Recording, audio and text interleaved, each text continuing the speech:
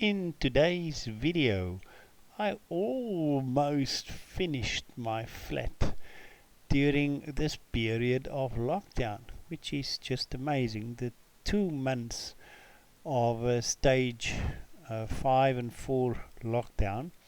So in today's video, I'm going to take you through the entire flat project.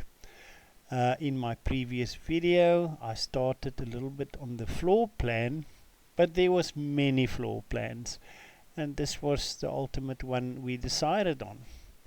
And this was just one of the drawings of a previous floor plan as we try to work out the flat.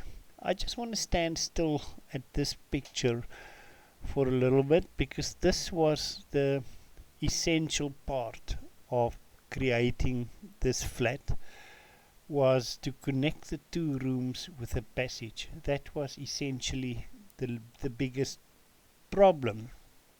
And as you can see, the walls in this section of the flat is very rough. It's the old stone walls. And in this video, I'm going to explain a little bit about all the stone walls and the stone wall flat. And this photo just showed before the floor was placed down. Okay, a little bit on the history of my flat. This was what it looks like now in the front, and this is an image I created of many years back. This is the back end of my flat, and many years ago it was looking more or less like this, and some of the features are still there. This was our house from the rear, and this was what it looked like many years ago. As we remembered it, I created these photographs. This is the street front as we saw it today, and well, this is a recreation of what it looked like many years ago. Then when I decided to do my flat, there was just a whole lot of rubbish in that place. It was amazing. The guy took 6 buckets of rubbish out from the yard, and this was as they loaded almost the last bucket. And then there was a little gap between myself and the neighbor, and I had to build in that little section of wall. The next picture looks a little bit awkward, but this used to be a little, what I call the dark room.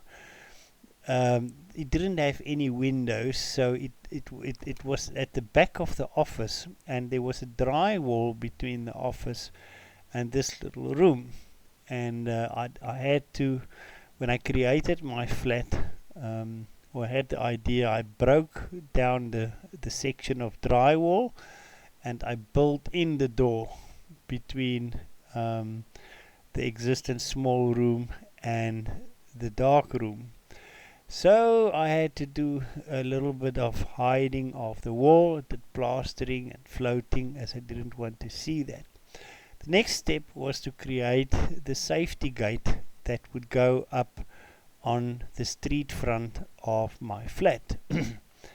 Now, in having to create the passage between the 2 rooms, it was necessary to build in the exterior bathroom door, and there you can see I have built in the door, and that created, and the idea was to create a little passage from the small room to the large room in the front. Now in this photograph you can see towards the left goes out the bathroom, and towards the right goes out the bathroom, and towards the left is where you go into the big room. Now where this little bench is standing and the hat, the shower used to be there. So to create this passage, I had to build in that rear door and move the entire layout of the bathroom.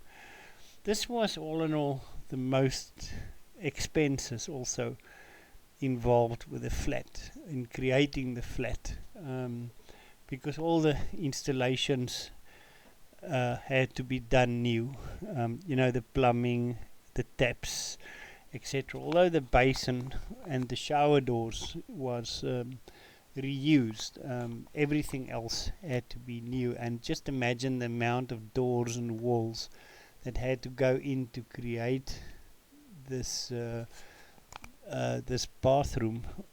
Shower was done. I got in the guys to break out the hole, and there you can see it. The pillar I built was to support the rear wall because it's a very big roof, and there you could see the bathroom wall and the passage starting to form. Now that is the passage that you see there in last month lockdown stage when I finished the small room and passage. Next part was to do the ceilings. I used hardboard for the ceilings, and it works pretty well. It was well insulated, and it works. I'm very pleased with the outcome of the ceiling. So I created my little stone wall. Inside the flat I will also create 2 stone walls on the little stoop in front. Now I can finish the inside of the flat on that little stoop is where I'm going to create more stone walls. And on this day is when I almost finished the rear room or the front room, and I'm going to remove the panel that was basically there to stop the dust from going into the section where I slept. And I tried initially to remove the board as solid as possible, but with a little bit of pressure it just snapped it. But I could still use both sections. That is not a problem. And this is going through, and now you can see the bathroom and the passage. So I'm actually standing inside the passage, and it only took a minute or two, well, to be honest, about 3 minutes to take out the partition between the new room and the passage. And the idea is because I'm going to finish painting this coming week, and we're going to prepare to put in the floor tiles. So I need to finish the arch.